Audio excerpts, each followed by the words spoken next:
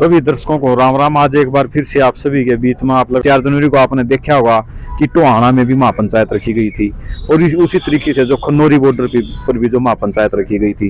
तो हमारे साथ में बड़े चेहरे हैं, किसान नेता हैं यहाँ से, तो उनसे जानते हैं तो जो किसानों में जो ये दरार आई है क्यों आई है। राम राम जी। राम राम जी। जिक्र करते हैं जैसे किसान आंदोलन में सभी जो किसान संगठन थे अपने पूरे प्रदेश के नहीं पूरे देश के ही एकजुट हुए दिखाई दे रहे थे, लेकिन ये अब जो सभी किसान संगठन हैं अलग अलग दिखाई दे रहे हैं। क्या कारण रहा है तो सभी आज के समय किसान संगठन एकजुट नहीं हो पा रही?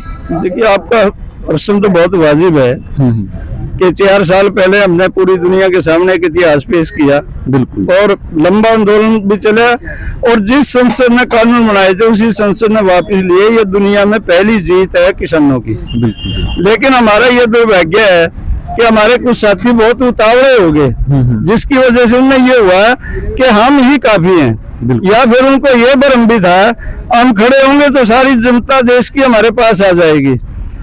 और संगठनों की अनदेखी करते हुए अभी भी जो एकता के प्रयास हैं उसमें वो जितना रिस्पांस हमें मिलना चाहिए वो मिल नहीं रहा, लेकिन हम अपने प्रयास जारी रखेंगे और पूरे किसानों को उसी तरह जो आप कह रहे हैं 4 साल पहले जो पोजीशन थी वो पोजीशन बनाएंगे।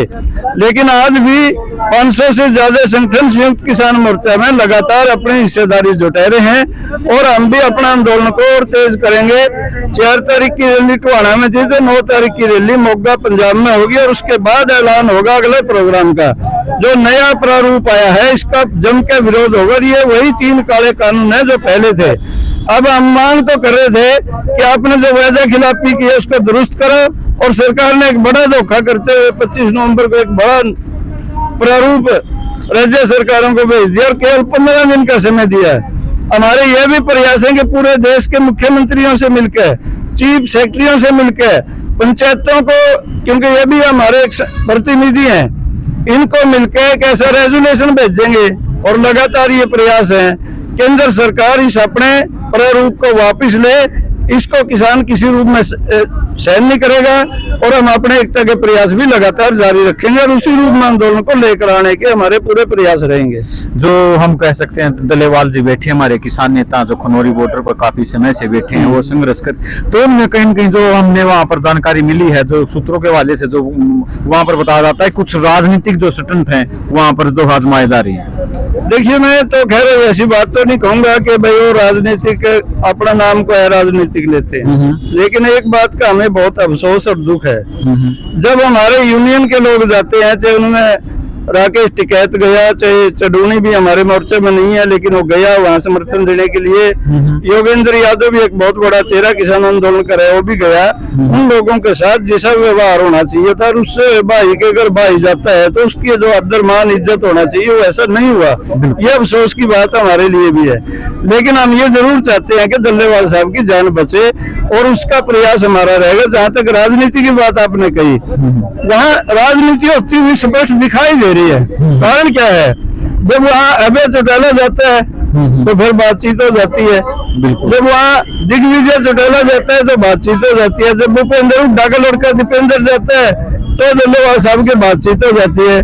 लेकिन जब किसान नेता जाते हैं तो फिर वो अराजनीतिक बन जाता है और उस अराजनीतिक में किसान नेताओं से बात ही नहीं करने दी जाती। तो मैं कुछ समझना नहीं आ रही बात है, राजनीति का है वो राजनीति रही है। जो बड़े किसान नेता हैं वहां पर अभिमन्यु को हार्ड ही दिखाई देते हैं और बड़े किसान नेता वहां पर 2 बार या 3 बार ही गए होंगे, लेकिन लगातार जो किसान नेता हैं जो बड़े चेहरे अभिमन्यु को हार्ड ही वहां पर नजर आते हैं। देखिए सती, मैं बात को ज्यादा बढ़ाना नहीं चाहता, केवल यूट्यूब पे या प्रिंट मीडिया में या फिर इलेक्ट्रॉनिक मीडिया में दिखाई देने से कोई बड़ा नेता नहीं हो जाता है। बड़ा नेता होता है फील्ड में, उसका कितना काम है। बिल्कुल, अभिमन्यु एक चेहरा दिखाई देता है, इसमें कोई संदेह की बात नहीं, हमें कोई इस बात का वो भी नहीं है, एतराज भी नहीं है, वो बने, लेकिन फील्ड में कहाँ है। बिल्कुल, जब यूनियन ने 13 फरवरी को ऐलान किया था कि हम दिल्ली जाएंगे, दिल्ली जाना था, पंजाब के साथी दिल्ली जाने के लिए शंभू बॉर्डर पे पहुंच गए और खनौरी बॉर्डर पे पहुंच गए। यदि अभिमन्यु कुहाड़ के पास कोई फील्ड में लोग होते तो उसने दिल्ली जाना था, तो दिल्ली के बिल्कुल नजदीक का है, उसने तो सिंघू बॉर्डर पे टिकरी बॉर्डर पे पहुंच जाना चाहिए था। वहां रोकते ना रोकते ये अलग बात है, लेकिन यदि वो मास लीडर होता तो वह दिल्ली की तरफ जाता और जब उसके पास कोई नहीं था तो अपने आप को बचाने के लिए और छुपने के लिए पंजाब का रास्ता चुने और खनौरी या शंभू बॉर्डर पे पहुंचे। तो हम ये नहीं मानते, मैं ये भी नहीं कहता कि वो लीडर नहीं है, लीडर है, लेकिन मास लीडर नहीं है। मास लीडर का काम फील्ड में होता है, केवल इलेक्ट्रॉनिक मीडिया और प्रिंट मीडिया पे छाए रहने से कोई मास लीडर नहीं बनता। ये ठीक है, उसका चेहरा चमकता रहता है। हमारा लास्ट सवाल रहेगा जी इस मामले में, जो किसान नेता डल्लेवाल आमरण अनशन पर बैठे हैं, उनकी जान को कैसा बचाया जा सकता है? ये आपका सवाल बहुत गंभीर है और हम इस पे बिल्कुल सचेत हैं। हम एकता के प्रयास लगातार कर रहे हैं, अभी भी हम बिल्कुल तैयार हैं और 6 सदस्यीय कमेटी अपना फिर उनसे बात करने का प्रयास है।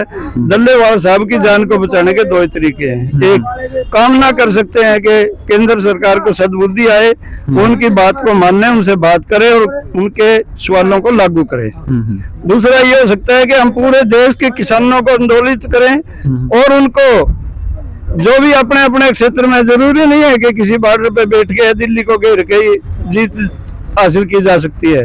जीत हासिल करने के लिए तो अपने अपने गांव, अपने अपने शहर, कस्बे, जिलों में भी यदि हम प्रदर्शनों को खड़े कर देंगे, हम जनता को लामबंद कर देंगे, तो डल्लेवाल साहब की जान बचाई जा सकती है। उसके प्रयास हमारे लगातार जारी हैं। बिल्कुल जी। तो जी, जो हम कह सकते हैं, जो लगातार जो संघर्ष है आपका जारी है, जो कि खनौरी बॉर्डर पर भी कह सकते हैं, आप जगह जगह धरने लगाए हुए हैं, तो ऐसे में क्या लगता है आपको, जो आपकी मांगे हैं वो कब तक पूरी हो जाएंगी? और जो किसान हैं, जो पहले जो 4 साल पहले एकत्रित थे, तो वो कब तक जो है एकजुट हो पाएंगे या नहीं, उसके बारे में देखिए, अब ऐसा एकता जो करती है परिस्थितियां करती है। आप देखते हैं फौज में भी जब शांति का समय होता है तो फौजियों को छुट्टियां आराम से मिल जाती हैं। बिल्कुल। लेकिन जब आपात स्थिति होती है तो जो फौजी छुट्टी गए हुए उनको भी वापस बुला लिया जाता है और ये परिस्थितियां अनुकूल और प्रतिकूल होती रहती हैं। बिल्कुल। आज आप देखते हैं कि जो हमारा 4 साल का जो पीरियड था, ये जीत का जश्न का था, बहुत लोगों ने जश्न मना लिया, हमने भी मनाया, सब खुश थे। लेकिन 25 तारीख को जो प्रारूप नवंबर में भेजा गया है सरकार के द्वारा, उन्हीं 3 काले कानूनों को एक नए तरीके से पैक करके भेज दिया गया, उनका नाम बदल दिया गया है केवल, और वो वैसे का वैसा लागू है। तो हम ये उम्मीद कर सकते हैं कि किसान इस पर आंदोलित होंगे और आंदोलन ही एकता का होगा। हम मुद्दा आधारित एकता के पक्ष में हैं और मुद्दों के आधार पर जनता के साथ एकता करेंगे, संगठनों के साथ एकता करेंगे, लड़ेंगे और जीतेंगे। तो लगता है कि जो सभी किसान संगठन एकजुट हो पाएंगे। बिल्कुल 100% किसान संगठन भी एक होंगे और किसानों के साथ पब्लिक भी लगेगी, सारी जनता का सहयोग होगा। 4 तारीख को महापंचायत हुई थी, वहाँ पर खनौरी में भी और वहाँ पर भी टोहाना में, क्या निकल करके सामने आया वहाँ? देखिए, जो निर्णय लिए गए हैं, निर्णय लिए गए तो लेने हैं 9 तारीख को। संयुक्त किसान मोर्चे की एक बड़ी पंचायत या महापंचायत कहीं आप टोहाना में रखी गई थी। नहीं, ये देश स्तरीय नहीं थी, हरियाणा की और पंजाब की थी। 9 तारीख की भी पंजाब की है और ऐसी ही हम और राज्यों में भी एक बड़ी बड़ी महापंचायतें करेंगे। इसके साथ ही 9 तारीख को आगामी घोषणा होगी किस तरह का आंदोलन को हमने तेज करना है।